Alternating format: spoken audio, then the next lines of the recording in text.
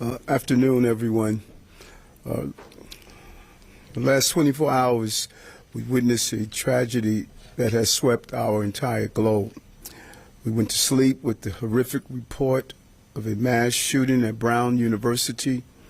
We woke up in the middle of the night to the news of a local one with 6 individuals, teenagers, young people, were shot in Brooklyn. And we woke up this morning to hear about a devastating terrorist attack in Austria. The shock, the pain, the grief, no words can adequately describe those feelings. The police commissioner will go over what we know about the shooting in Brooklyn and an update on the Brown University shooting and what's playing out in Austria. When you think about it, 6 babies were shot in Brooklyn overnight while attending a Sweet 16. And it just tells us how our continuous effort to remove illegal guns off our streets have a crucial role in the city. And the close to 25,000 that we have removed saved lives. And we're going to continue to pursue making this city the safest big city in America. Our families go out to the victims and their families. And our city stands with the communities of Brown University, Brooklyn in Austria. We clearly believe that families should never have to endure this level of violence. And we have talked about it over and over again, the violence that plays out on our college campuses, the violence that plays out on our streets, and the terrorism that has engulfed our city and country, I should say, our globe, particularly anti-Semitism. And we need to acknowledge and call it for what it is. This was just not a random act of violence that took place. It was anti-Semitic and targeted Jewish people. And today I'm here to provide an update on the security measures around synagogues and menorah lighters across the city, particularly in the wake of the anti-Semitic terror attack in Sydney that killed over a dozen people and injured approximately 40 more. We are surging counterterrorism officers and critical response commands, and the police commissioner will go in details on what we're doing. And we did this periodically after the attacks on October 7th. But let me be clear, we are doing this out of an overabundance of caution.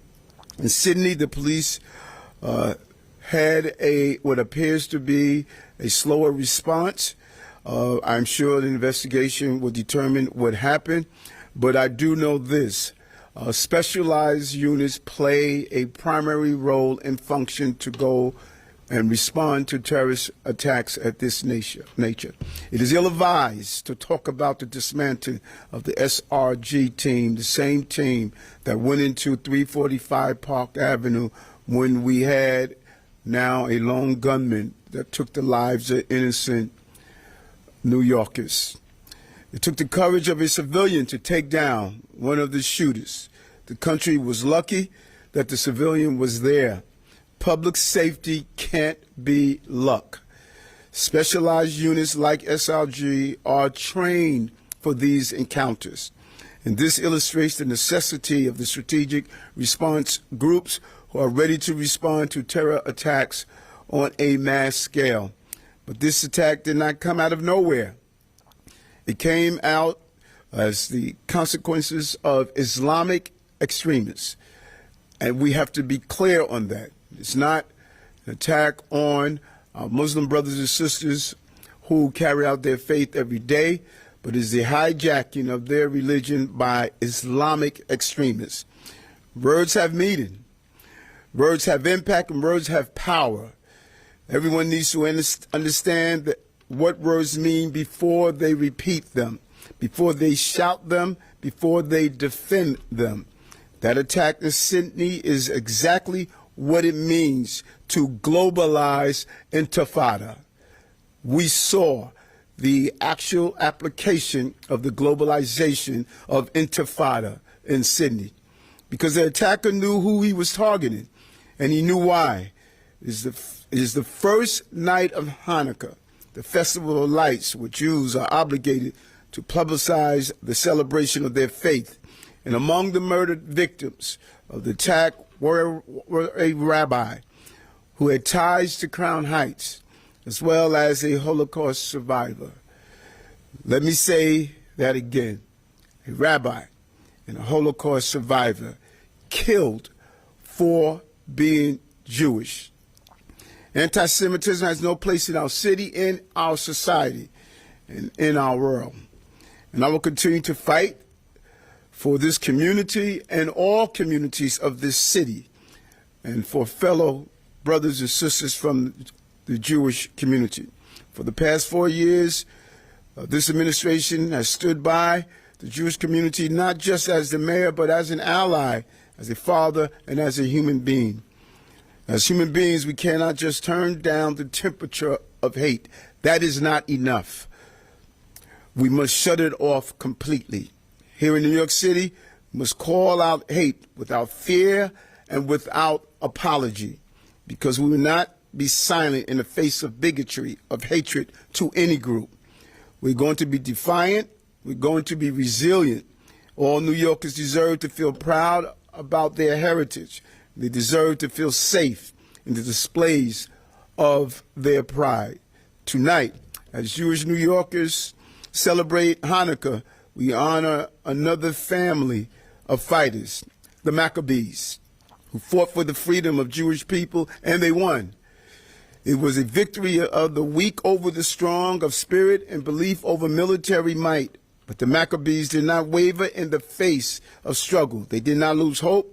They did not lose faith, and so they did not lose, and we will not lose. This evening, we will celebrate the first night of the miracle of Hanukkah, no matter the tragedies we have experienced as a city, as a country, and as a globe in the last 24 hours.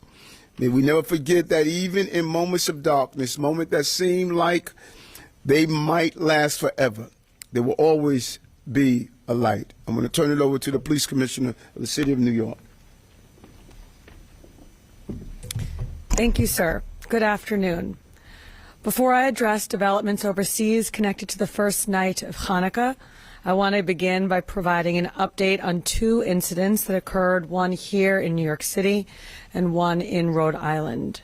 First, at approximately 1:16 a.m., a shooting occurred outside the venue Burbuja Events, located at 2929 Atlantic Avenue in the Cypress Hills neighborhood of Brooklyn, which was hosting a Sweet 16 party at the time.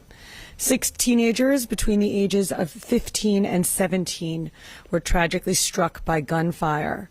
At this time, none of the injuries are believed to be life-threatening. Based on security camera footage provided by the venue, 2 unidentified males were observed walking southbound on Ashford Street toward Atlantic Avenue. Upon reaching the intersection, both individuals displayed firearms and discharged multiple rounds toward a crowd gathered outside of the venue. The suspects fired westbound on Atlantic Avenue before fleeing northbound on foot toward Ashford Avenue, 2 parts unknown. The exact motive is currently unknown but appears to be gang-related. This remains an active and ongoing investigation. NYPD detectives are following all leads and will provide updates as more information becomes available. I also want to address the active shooter incident that occurred at Brown University in Providence, Rhode Island yesterday, where 2 people were tragically killed and 9 were injured.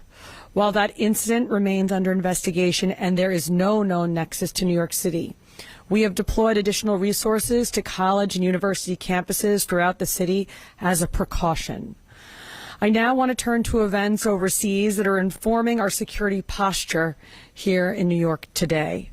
Last night in Sydney, Australia, 2 gunmen carried out a terrorist attack targeting a Hanukkah celebration at Bondi Beach. Authorities have confirmed that over a dozen people were killed, with dozens more injured and hospitalized. I want to be clear, this was a deliberate act of violence against Jews celebrating their faith. Our hearts are with the victims, their families, Chabad, and Jewish communities here and around the world. Since the attack occurred, the NYPD has been in continuous contact with our law enforcement partners in Australia, and we are receiving updates directly from our NYPD liaison officer stationed in Sydney. We are closely monitoring developments as more verified information becomes available. This, too, remains an active investigation. Based on preliminary information at this time, authorities report that 2 assailants opened fire from an elevated position overlooking Bondi Beach, where hundreds of people had gathered to mark the first night of Hanukkah. Australian authorities have also confirmed that a vehicle containing undetonated explosive devices was located at the scene and is believed to be linked to the suspects. At this time, one of the attackers is confirmed dead, and the second was injured. He is in custody and was transported to a local hospital. 2 Australian police officers were also critically injured in the attack. At this point, there is no known nexus to New York City, and we are not tracking any specific, credible threats related to Hanukkah events here. Out of an abundance of caution, the NYPD has significantly increased security around Hanukkah-related events, menorah lightings, and Jewish houses of worship across all 5 boroughs. You will see an enhanced uniform presence, specialized patrols, heavy weapons teams, community affairs officers, counterterrorism resources, and bomb squad deployments where appropriate. As always, we will follow up on any tips, leads, and intelligence, and we are marshaling all available resources to ensure the safety of New Yorkers. I am going to be blunt. This is not an isolated incident. It is part of a wider assault on Jewish life, an environment in which hatred far exceeds rhetoric and erupts into horrifying acts of violence. Jewish communities are being forced to confront a threat that is persistent, adaptive, and is evidenced yet again today, global in scope. That's why the NYPD is acutely focused on prevention. We calibrate our presence to meet the threat, no matter where it lurks or whom it targets. Tonight marks the first night of Hanukkah here in New York City. There's a core idea in Jewish tradition that when you light the Hanukkah candles, you are engaging in Pirsume Nisa, publicizing the miracle of Hanukkah. That is why candles are lit publicly in windows, in front yards, in open and visible spaces.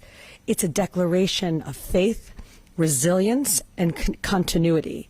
That is what the Jewish community in New York City does every year, and this year will be no different. I want Jewish New Yorkers to know the NYPD will always be there to protect Jewish communities' right to worship freely, to gather openly, and to celebrate without fear. We ask New Yorkers to remain aware and alert.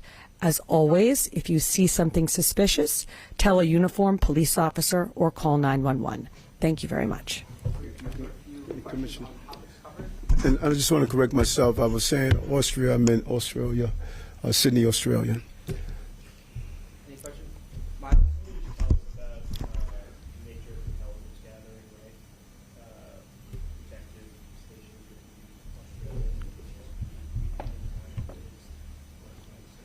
how that plays into gathering team that's Yeah, it's really game-changing for us, and we've expanded our international liaison program. The NYPD is truly global now, but immediately when the attack occurred, our international liaison was on the phone with myself, with our intelligence and counterterrorism teams, giving us real-time information so that in the middle of the night, while most New Yorkers were sleeping, the NYPD was already preparing our updated deployments of officers to houses of worship. We got an early start on planning for the public menorah lightings later this evening. We had already planned a robust deployment for those events, and we ticked it up even further following the attacks in Australia. So I really cannot say enough about how useful that international liaison program has been and how useful it was today in terms of getting us here in New York real-time information from around the globe.